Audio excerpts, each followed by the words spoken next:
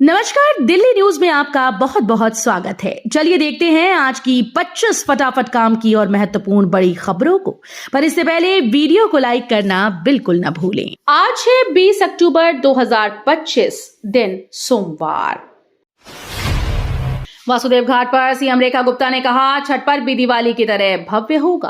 मुख्यमंत्री रेखा गुप्ता ने वासुदेव घाट का दौरा किया और छठ पर्व को लेकर तैयारियों का जायजा लिया। उन्होंने कहा कि इस साल छठ महापर्व दिवाली की तरह ही भव्य और उल्लासपूर्ण रूप में मनाया जाएगा।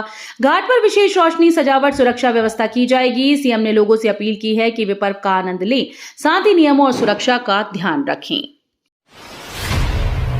दिवाली पर दिल्ली एनसीआर में कई रेलवे रिजर्वेशन काउंटर बंद, डिजिटल प्लेटफॉर्म से बुकिंग करें। दिवाली 2025 के अवसर पर दिल्ली एनसीआर के कई रेलवे रिजर्वेशन काउंटर आज बंद रहेंगे। कुछ काउंटर शाम 2 बजे से 8 बजे तक बंद रहेंगे, जबकि अन्य पूरे दिन के लिए बंद रहेंगे। यात्रियों को सलाह दी जाती है कि वे अपनी टिकट बुकिंग के लिए आईआरसीटीसी की वेबसाइट या मोबाइल ऐप का उपयोग करें। यह अस्थायी व्यवस्था है और अगले दिन से सामान्य सेवाएं बहाल हो जाएंगी।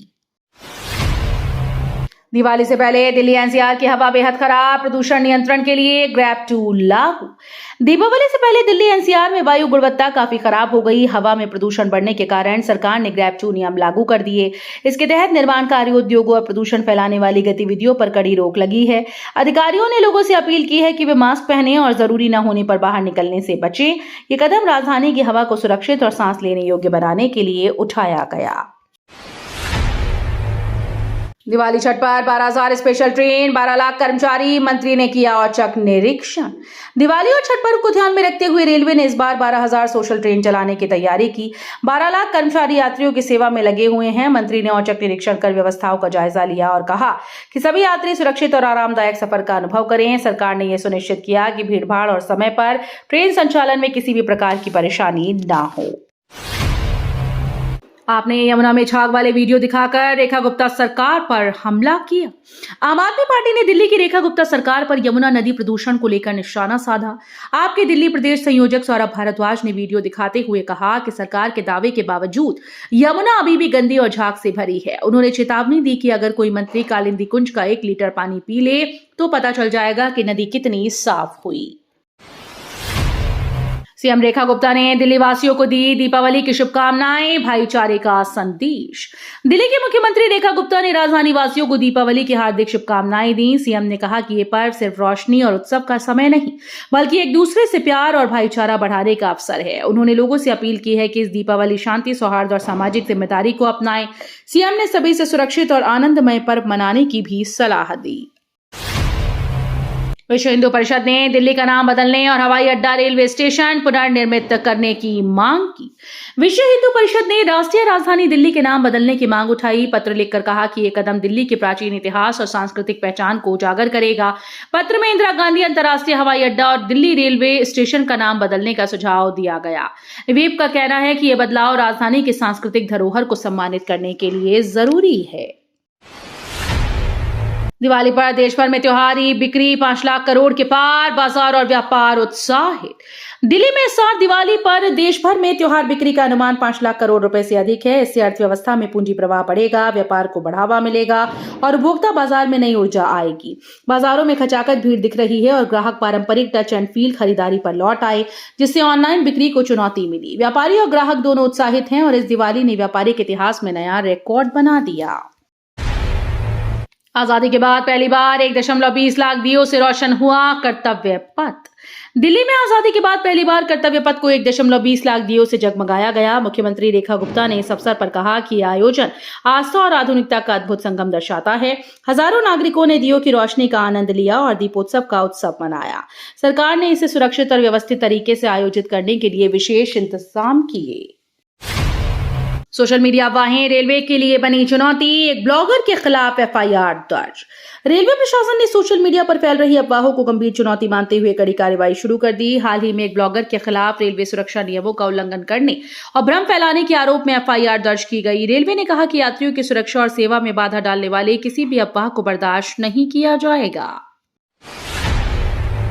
त्योहारों के मद्देनजर दिल्ली पुलिस ने लागू की धारा 163 23 अक्टूबर तक ड्रोन यात्रा पर रोक। दिल्ली कमिश्नरेट पुलिस ने त्योहारों के मद्देनजर सुरक्षा बढ़ा दी है। 23 अक्टूबर तक धारा 163 लागू करते हुए ड्रोन उड़ाने और सार्वजनिक जुलूस पर रोक लगा दी गई। पुलिस ने कहा कि ये कदम भीड़भाड़ वाले क्षेत्रों में सुरक्षा सुनिश्चित करने और हादसों को रोकने के लिए उठाया गया। आम नागरिकों से अपील की गई कि इस दौरान नियमों का पालन करें और किसी भी संदिग्ध गतिविधि की सूचना तुरंत पुलिस को दें। दिल्ली हाईकोर्ट का फैसला। दिल्ली हाईकोर्ट ने अहम फैसला सुनाया है। कोर्ट ने कहा कि यदि जीवन साथी आत्मनिर्भर है तो उसे गुजारा भत्ते का अधिकार नहीं मिलेगा। न्यायालय ने यह स्पष्ट किया कि भत्ता केवल उन स्थितियों में दिया जाएगा जहां जीवन साथी आर्थिक रूप से आत्मनिर्भर ना हो। फैसले में कोर्ट ने पूर्व में दिए गए आदेशों और संपत्ति के विवरण को ध्यान में रखते हुए ये निर्णय सुनाया। इससे संबंधित मामलों में मार्गदर्शन मिलेगा।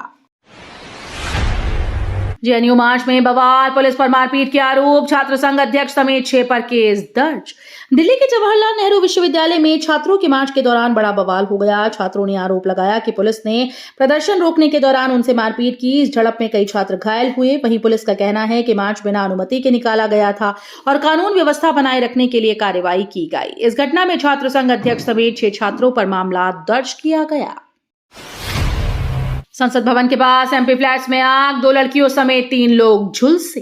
दिल्ली में संसद भवन के पास बनी एमपी फ्लैट्स में अचानक से आग लग गई। आग लगने की घटना में 2 लड़कियों समेत 3 लोग झुलस गए, जिन्हें तुरंत नजदीकी अस्पताल में भर्ती कराया गया। मौके पर पहुंची दमकल की कई गाड़ियों ने कड़ी मशक्कत के बाद आग पर काबू पाया। फिलहाल आग लगने के कारणों का पता नहीं चल सका, लेकिन प्राथमिक जांच शॉर्ट सर्किट की आशंका जता रही है।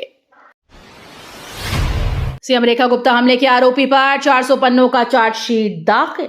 दिल्ली की मुख्यमंत्री रेखा गुप्ता पर हुए हमले मामले में पुलिस ने बड़ी कार्रवाई की है। हमले के आरोपी के खिलाफ 400 पन्नों की विस्तृत चार्जशीट अदालत में दाखिल की गई। चार्जशीट में हमले की साजिश, आरोपी की भूमिका, सबूतों का विस्तार से जिक्र है। यह हमला 20 अगस्त को राजधानी में हुआ, जब सीएम एक सार्वजनिक कार्यक्रम में शामिल होने के लिए जा रही थी। पुलिस ने कहा कि मामले की सुनवाई जल्द शुरू होगी। दिल्ली में तय हुआ ड्राई डे, आबकारी विभाग ने जारी किए निर्देश। दिल्ली के शराब प्रेमियों के लिए जरूरी खबर है। आबकारी विभाग ने नई ड्राई डे सूची जारी कर दी है। इन तय तारीखों पर राजधानी में सभी शराब की दुकानें, बार और रेस्टोरेंट्स में शराब की बिक्री पूरी तरह से बंद रहेगी। आदेश के मुताबिक धार्मिक त्योहारों, राष्ट्रीय पर्वों और चुनावी दिनों में शराब की बिक्री पर रोक लगेगी। विभाग ने लाइसेंस धारियों को निर्देश दिए हैं कि नियमों का उल्लंघन करने पर सख्त कार्रवाई की जाएगी। दिल्ली पुलिस की कार्रवाई पर जेएनयूटीए का विरोध, 28 छात्रों की गिरफ्तारी की कड़ी निंदा। दिल्ली पुलिस की कथित हिंसक कार्रवाई के खिलाफ जवाहरलाल नेहरू विश्वविद्यालय शिक्षक संघ ने सख्त नाराजगी जताई है। संघ ने 28 छात्रों की गिरफ्तारी की कड़ी निंदा करते हुए इसे लोकतांत्रिक अधिकारों पर हमला बताया। जेएनयूटीए ने कहा कि छात्रों की आवाज दबाने की कोशिश अस्वीकार्य है और सभी गिरफ्तार छात्रों को तुरंत रिहा किया जाए। विश्वविद्यालय परिसर में इस मुद्दे पर माहौल तनावपूर्ण है और विरोध प्रदर्शन जारी है।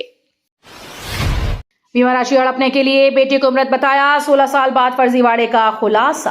दिल्ली में एक चौंकाने वाला मामला सामने आया। पिता ने 72.15 लाख की बीमा राशि हड़पने के लिए अपने बेटे को मृत बताया। ये धोखाधड़ी 16 साल तक छिपी रही, लेकिन हाल ही में जांच में इसका पर्दाफाश हुआ। पुलिस ने इस फर्जीवाड़े के मामले में आरोपी पिता और अन्य संबंधितों के खिलाफ केस दर्ज किया। अधिकारियों ने कहा कि मामले की आगे की जांच जारी है और सभी दोषियों को कानून के तहत सजा दिलाई जाएगी। ऑस्ट्रेलिया ने भारत को 7 विकेट से हराकर सीरीज में बढ़त बनाई। पर्थ वनडे में भारत की खराब शुरुआत रही, जहां ऑस्ट्रेलिया ने पहले मैच में 7 विकेट से जीत दर्ज की। बारिश के चलते मैच में कटौती के बाद भारत ने 26 ओवर में 9 विकेट पर 136 रन बनाए। डकवर्थ लुईस नियम के अनुसार ऑस्ट्रेलिया को 131 रन का लक्ष्य मिला, जिसे मेजबान टीम ने 21.1 ओवर में 3 विकेट खोकर हासिल कर लिया। इस जीत के साथ ऑस्ट्रेलिया ने सीरीज में बढ़त बना ली। अंतर्राष्ट्रीय रामलीला आज तक, भारतीय संस्कृति विश्व स्तर पर होगी प्रदर्शित। अयोध्या के अंतर्राष्ट्रीय रामायण और वैदिक शोध संस्थान ने इस साल भव्य अंतर्राष्ट्रीय रामलीला का आयोजन किया। संस्थान के सलाहकार और विशेष कार्य अधिकारी आशुतोष द्विवेदी के अनुसार ये कार्यक्रम आज तक चलेगा। उनका कहना है कि इसका उद्देश्य रामलीला की परंपरा को जीवंत रखना और भारतीय सांस्कृतिक मूल्यों को अंतर्राष्ट्रीय स्तर पर प्रदर्शित करना है। इस आयोजन में देश विदेश के दर्शक हिस्सा लेकर भारतीय संस्कृति का आनंद लेंगे। पेंशनर्स को दिवाली तोहफा, महंगाई राहत बढ़ी 55% से 58%। दिल्ली सरकार ने पेंशनर्स को दिवाली का बड़ा तोहफा दिया है। महंगाई राहत की दर अब 55% से बढ़ाकर 58% कर दी गई। ये नई संशोधित दर अगले माह से सभी योग्य पेंशन भोगियों पर लागू होगी। सरकार का कहना है कि इसका उद्देश्य वरिष्ठ नागरिकों की आर्थिक मदद करना और महंगाई के प्रभाव को कम करना है। पेंशन धारक अपने बैंक खातों में बढ़ी हुई राशि की उम्मीद कर सकते हैं। पटाखे बेचने का लाइसेंस जारी, लेने वालों की संख्या हुई कम। दिवाली के मौके पर दिल्ली पुलिस पटाखे बेचने के लिए लाइसेंस बांट रही है, लेकिन आवेदन करने वालों की संख्या अपेक्षाकृत कम है। इसका असर बाजार में पटाखों की बिक्री पर पड़ रहा है। विशेषज्ञ बताते हैं कि महंगाई और कड़ी नियमावली की वजह से विक्रेता लाइसेंस लेने में हिचक रहे हैं। पुलिस ने कहा कि लाइसेंस प्रक्रिया पारदर्शी और सुरक्षित है और इच्छुक व्यापारी अभी भी आवेदन कर सकते हैं। दिल्ली के 75 सरकारी स्कूल बने सीएम श्री, अब एसओएस ई स्कूल भी इसी नाम से चलेंगे। दिल्ली सरकार ने शिक्षा क्षेत्र में बड़ा कदम उठाया। राजधानी के 75 सरकारी स्कूल को अब सीएम श्री स्कूल के रूप में विकसित किया गया। खास बात यह है कि अब एसओएस ई यानी specialised excellence school of education CM Shri school कहलाएंगे। इन स्कूल में आधुनिक तकनीक, उन्नत लैब, नवाचार आधारित शिक्षा पर जोर दिया जाएगा। सरकार का दावा है कि ये मॉडल दिल्ली की स्कूली शिक्षा को नई ऊंचाइयों तक ले जाएगा। आकाश, आयुष, अमजद वसीम और मोहम्मद फजलुद्दीन सहित 5 आरोपियों को पुलिस ने किया गिरफ्तार। दिल्ली पुलिस ने चोरी की बड़ी वारदात में शामिल 5 आरोपियों को गिरफ्तार किया है। गिरफ्तार किए गए आरोपी हैं आकाश, आयुष, अमजद वसीम और मोहम्मद फजलुद्दीन। पुलिस के अनुसार ये सभी मिलकर चोरी की घटनाओं को अंजाम देते थे। राजधानी में लोगों के लिए गंभीर खतरा बने हुए थे। आरोपियों से पूछताछ जारी है और पुलिस ने सभी मामलों में सबूत जुटाने के लिए विशेष टीम गठित की। लॉरेंस बिश्नोई के करीबी हैरी बॉक्सर पर अमेरिका में हमला, एक साथी की मौत। लॉरेंस बिश्नोई गैंग के करीबी सदस्य हैरी बॉक्सर पर अमेरिका में हमला हो गया, जिसमें उनके एक साथी की मौत हो गई। हमले की जिम्मेदारी रोहित गोदारा गैंग ने ली है। हैरी बॉक्सर, जो राजस्थान के अलवर जिले के चितरपुरा गांव का निवासी है, अवैध रूप से अमेरिका में प्रवेश कर बिश्नोई गैंग से जुड़ा था। वो भारत में वसूली के कॉल करता था और गैंग के अमेरिकी ऑपरेशन की जिम्मेदारी संभाल रहा था। तो ये थी आज की बड़ी खबरें। रोजाना ऐसे ही सबसे पहले अपडेट पाने के लिए चैनल को सब्सक्राइब करना बिल्कुल न भूलें। धन्यवाद।